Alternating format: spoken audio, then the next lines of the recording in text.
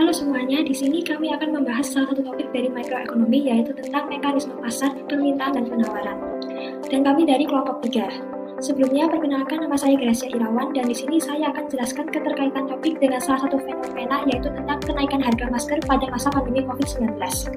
Di sini Saro sebagai konsumen mengatakan harga masker meningkat akibat permintaan tinggi. Yang awal harga masker untuk merek N95 isi 22 di harga 195.000 kini dijual 1,7 juta. Dengan begini, jika harga naik, jumlah barang yang ditawarkan juga akan meningkat.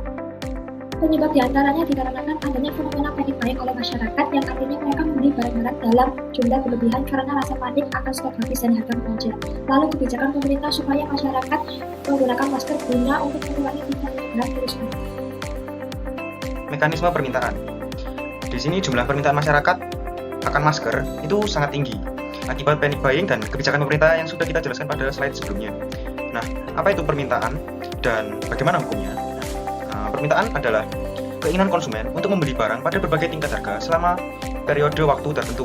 Hukumnya adalah jika harga naik, maka permintaan turun, begitupun sebaliknya. Kemudian yang kedua, ada mekanisme penawaran.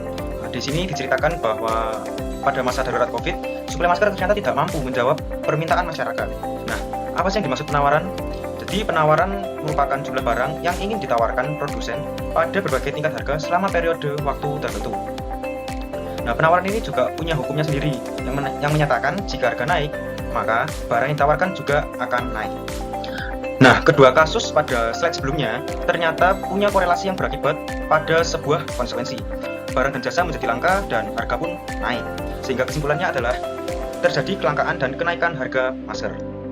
Nah, ternyata ada nih penyebab lain yang menyebabkan kelangkaan masker. Contohnya kayak pada awal COVID, harga masker kan masih relatif murah ya. Akhirnya ada pihak atau oknum tertentu yang membeli masker dalam jumlah besar untuk kemudian ditimbun dan dijual lagi dengan harga yang lebih tinggi. Nah, penimbunan masker ini mengurangi suplai sehingga terjadi kelangkaan. Tetapi, masyarakat ternyata sudah merasakan manfaat dari masker. Mereka lebih terlindungi dari infeksi virus, sehingga kemudian masker menjadi kebutuhan material. Nah, kebutuhan material sendiri itu adalah kebutuhan yang berhubungan dengan barang yang bisa memenuhi kebutuhan fisik dan tentunya memberikan kenyamanan. Dalam hal ini masker kan tadi masker untuk melindungi diri dari virus. Jadi berapapun harganya masyarakat tetap beli.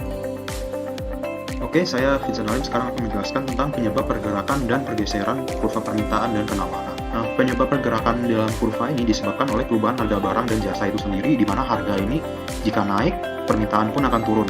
Dan pergeseran kurva ini disebabkan oleh berbagai faktor, yaitu faktor ceteris paribus yang bisa berupa jumlah penduduk, distribusi pendapatan, tingkat pendapatan, selera masyarakat, keberadaan dan harga barang substitusi, keadaan lingkungan alam, serta kebijakan pemerintah. Di mana yang di kasus yang kita bahas ini, faktor-faktor ceteris paribus itu adalah adanya bencana atau pandemi COVID-19, di mana dulunya masyarakat sebenarnya tidak perlu menggunakan masker, sekarang perlu menggunakan masker untuk tidak terjangkit COVID-19. Dan juga adanya kebijakan pemerintah di mana ada peraturan yang mewajibkan masyarakat untuk memakai masker jika mereka ingin keluar. Oke, pada bagian kali ini saya, Yovita, akan menjelaskan tentang solusi untuk mengatasi permasalahan kenaikan harga masker yang tinggi dan juga kelangkaan masker. Yang pertama yaitu meningkatkan jumlah penawaran masker dengan memproduksi masker dalam jumlah lebih. Karena apabila ketersediaan atau supply atau penawaran maskernya itu tinggi, maka dapat menjawab jumlah permintaan masker sehingga secara otomatis dapat menurunkan harga masker yang tinggi dan juga menjawab permasalahan kelangkaan masker tadi. Yang kedua, menggantikan penggunaan masker jenis KN95 yang mahal menjadi jenis masker medis yang digunakan secara rangkap. Karena hal ini ditujukan supaya masyarakat dapat berpikir kreatif untuk mengatasi permasalahan kenaikan harga masker dengan mencari barang substitusinya. Yang ketiga, pemerintah dapat menetapkan kebijakan pembelian minimum masker dan juga memberikan sanksi kepada para penimbun masker.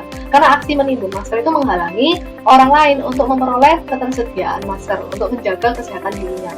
Dan para penimbun masker itu juga menghambat upaya pemerintah untuk mengurangi penularan virus COVID-19.